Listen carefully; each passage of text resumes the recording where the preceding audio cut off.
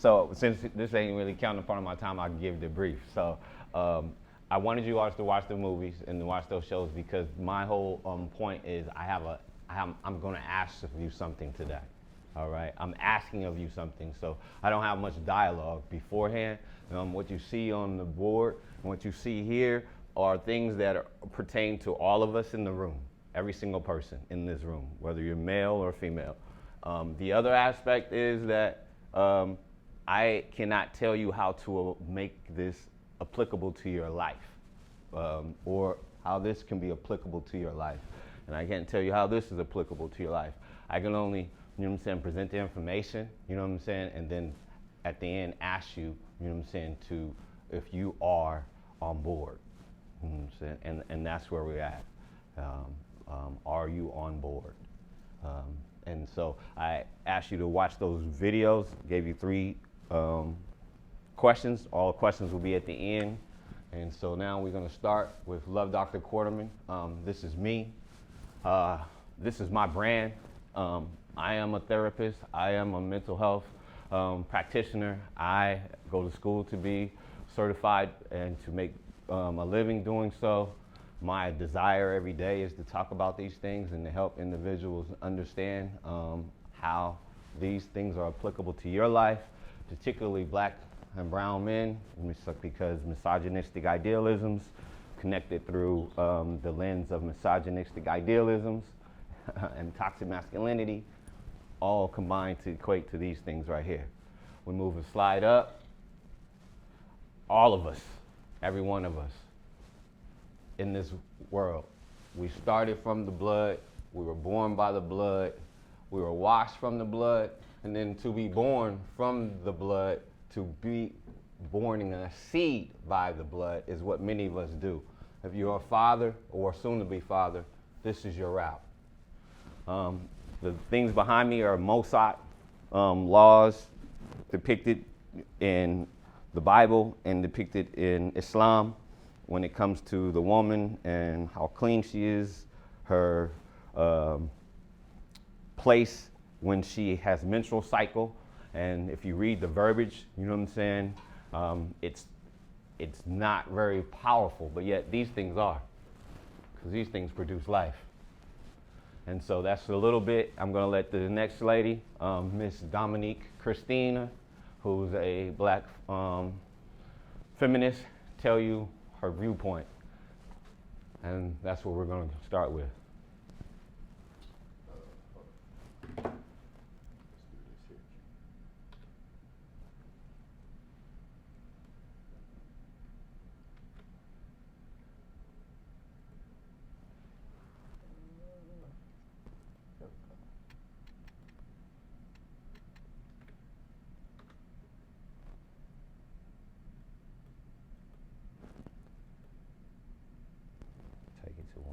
When they come up, we gotta go 147.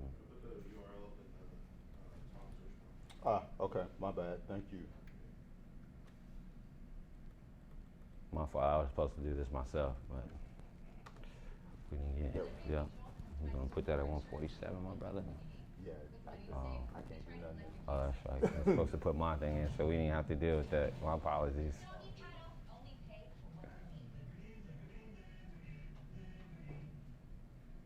147 is going to stop this.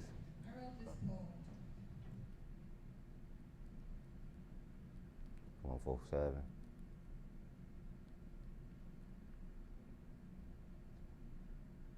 Yeah. There you go. Turn this up. Let them. Dude on Twitter says, quote, "I was having sex with my girlfriend when she started her period. I dumped that bitch immediately," end quote. Dear nameless dummy on Twitter, you're the reason my daughter cried funeral tears when she started her period. The sudden grief all young girls feel after the matriculation from childhood and the induction into a reality that they gonna have to negotiate you and your disdain for what a woman's body can do. Herein begins an anatomy lesson infused with feminist politics because I hate you.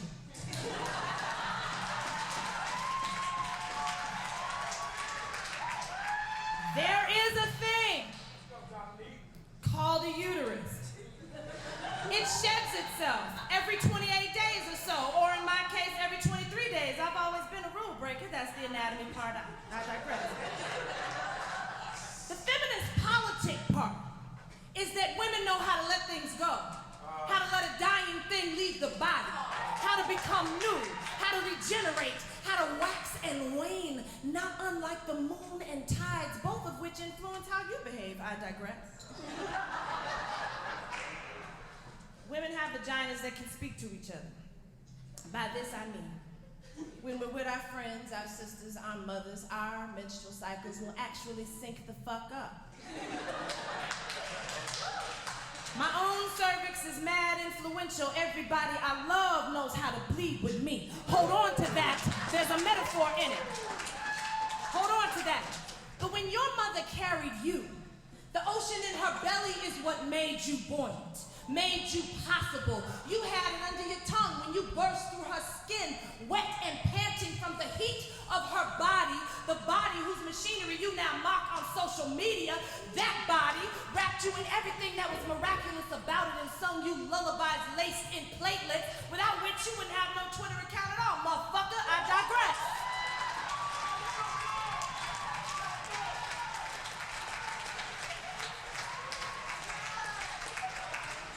See, it's possible that we know the world better because of the blood that visits some of us. It interrupts our favorite white skirts and shows up at dinner parties unannounced. Blood will do that, period. It will come when you are not prepared for it. Blood does that, period.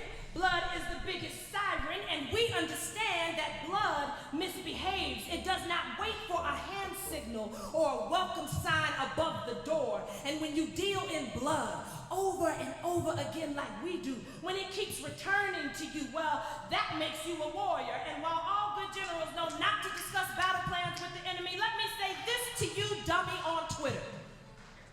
If there's any balance in the universe at all, you're gonna be blessed with daughters. Blessed. Etymologically, blessed means to make bleed. See, now it's a lesson in linguistics. In other words, blood speaks. That's the message. Stay with me. See, your daughter's gonna teach you what all men must one day come to know, that women, made of moonlight, magic, and macabre, will make you know the blood. We gonna get it all over the sheets and car seats. We gonna do that. We gonna introduce you to our insides, period. And if you are as unprepared as we sometimes are, it'll get all over you and leave a forever stain. So to my daughter, should any fool mishandle the wild geography of your body, how it rides a red running current, like any good wolf or witch, well then just bleed, boo. Give that blood a biblical name. Something of stone and mortar. Name it after Eve's first rebellion in that garden. Name it after the last little girl to have her genitals mutilated in Kinshasa. That was this morning. Give it as many syllables as there are unreported rape cases. Name the blood something holy, something mighty, something unlanguageable, something in hieroglyphs, something that sounds like the end of the world. Name it for the roar between your legs and for the women who will not be nameless here. Just bleed anyhow. Spill your impossible scripture all over the good furniture. Bleed and bleed and bleed on everything he loves. Period. Thank you. Appreciate you. That is Dominique Strait, and she is speaking about the blood. And so, as I said, what is a feminist? What is feminism, black feminism, and how can you, as a man, me as a man, advocate, push the needle, equality for all women? How are we going to do that? Feminism seeks equality among people of different genders in the fight for social and economical rights.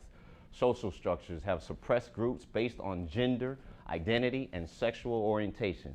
These structures are reinforced by laws, education, media, employment practices, and the countless everyday interactions. Feminists seek to forge new patterns and practices by challenging social hierarchies around the world. People of all genders exist who believe strongly in a biological or religious basis for subordinating women and punishing individuals who do not conform to normative gender roles.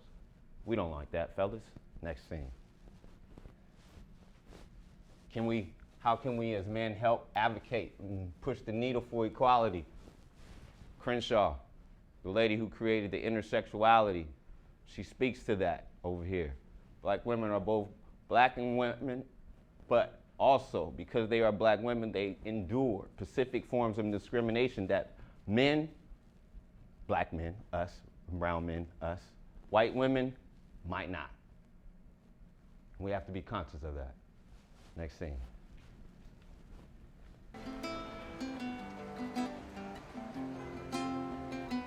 My women who love women are hiding behind pride, find themselves between a rock and a hard place, between frying pan and fire, grasping at definitions like lifelines. Who are we? It's unfortunate to know that we still live in a world of discrimination. There's nowhere to go. We can't hide from it. Unique girl in my own way. Sag my pants, wear my braids at times. There's a lot of stuff that goes on in the lesbian community that you might not know about. They dykes hate other dykes.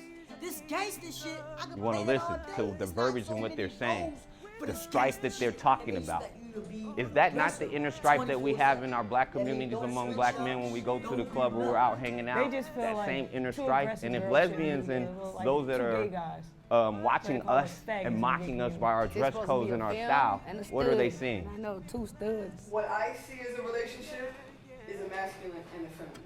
I'm not saying that that's right. If we go all the way down the timeline, we take it down the flick slip, we were categorized. I had to put the bandana on because I was considered a little too pretty. The fact that I wear false hair bothers almost everyone.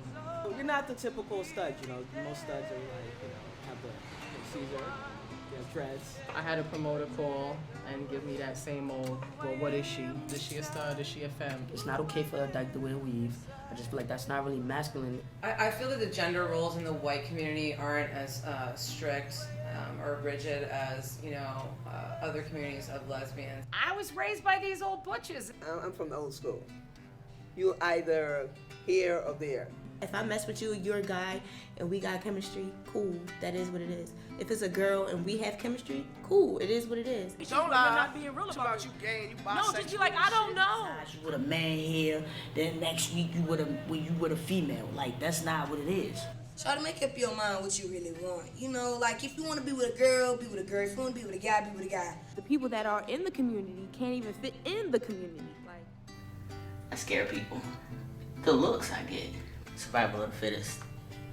And so you have to defend yourself by any means necessary.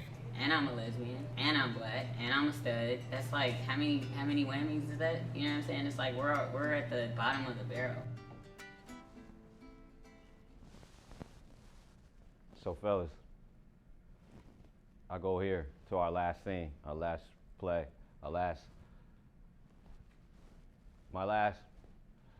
last thing is what I'm asking you is, can you stand with me? That's what I want to know. Can you be a feminist today when you leave? Can you be a feminist? Can you teach other people to be a feminist? Can you be a feminist? Can you be a feminist? Can you be a feminist? Can you be a feminist? Can you be a feminist? Can you be a feminist? Can Doc Meeks be a feminist? Can you be a feminist? Can you be a feminist? We all can be feminists. If you got a daughter, an auntie, a cousin, a mother, you know what I'm saying, who's of the gender of female, you have a black trans, or if you have somebody who you know, you can represent. You around your peoples and they talking like, yo, I'm gonna hit that bitch, I'm gonna get that pussy. That's the time to interject that communication. I'm telling you. Each one teach one, move the needle just a little bit. Just a little bit. Violence is not a woman's problem in America. That's our problem. Look at statistics. The violence that black women get. Why are we in this classroom? The violence that Arab women get. The violence that Latin American women get. Brown women get. Who's the most trafficked women in America? Those that have no voice. Those are from ours. Our places of land. So that means that the responsibility is on us. So I ask you again, as she said, bell, books, hooks. As Audre Lorde said, and they fought in the 60s, where we would say you got to have some nuts to do so, because you were going to find harsh reality. But in 2023,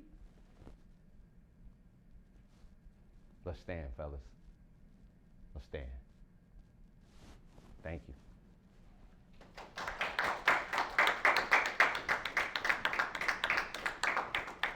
Question and answers. We can start that. If there's any questions, I start. Did anybody watch those movies? All right. Cool. Yeah. Which one did you see? North Country. Mm-hmm. I didn't put North Country out because it was a movie. You know what I'm saying? And we were in this classroom. But I wanted you to watch it because it was impactful. It made me cry, you know what I'm saying, because of the harsh treatment, you know what I'm saying, and because I have known men to be in that room. I'm from domestic violence.